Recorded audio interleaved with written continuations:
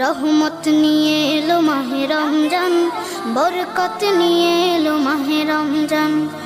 রহমত নিয়ে এলো মাহে রমজান, বরকত নিয়ে এলো মাহে রমজান।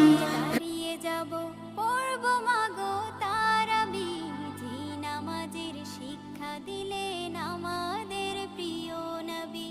যাই নামাজে দাঁড়িয়ে যাব পড়ব মাগো তারাবি, যে নামাজের শিক্ষা দিলেন আমাদের প্রিয় নবী।